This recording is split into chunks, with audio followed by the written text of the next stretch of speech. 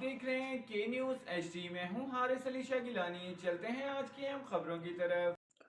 Tool plaza کے قریب firing لیے چلیں گے اسلام آباد، جہاں سے رپورٹ کر رہے ہیں ہمارے نمائندے یاسر ملک۔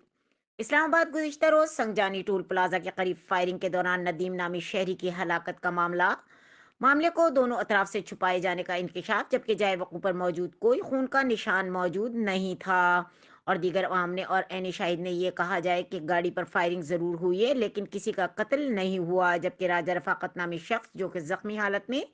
سنگجانی اسٹاپ کے قریب ایک پراپرٹی آفس میں جا کر بیٹھ گیا، اور اس نے کہا کہ نامعلوم افراد نے مجھ پر شدید فائرنگ کی جس سے میں زخمی ہو کر بھاگ کھڑا ہوا۔ جبکہ دوسری طرف ندیم خان جو کہ قتل ہوا، اس کے بعد اس کی لاش کو راولپنڈی ہسپتال پہنچایا گیا، جبکہ پمس ہسپتال منتقل کرنا تھا، راولپنڈی ہسپتال سے پمس ہسپتال پہنچایا گیا۔ ذرائع کا کہنا ہے کہ ندیم خان کو راولپنڈی کے علاقے میں قتل کیا گیا، اور اس کے بعد فائرنگ کا وقوع بنا کر معاملے کو کسی اور طرف موڑنے کی پوری کوشش کی گئی۔ راجہ رفاقت اور مقتول ندیم خان کے درمیان پیسوں کے لین دین کا تنازع تھا، لیکن ذرائع کا کہنا ہے کہ اس میں ایک تیسری پارٹی جس نے ندیم خان کا بے دردی سے قتل کیا اور اسے راولپنڈی کے اسپتال لے گئے، اور اس کے بعد ایک نیا وقوع کھڑا کر کے عوام اور پولیس کی آنکھوں میں دھول جھونکنے کی ناکام کوشش کی گئی،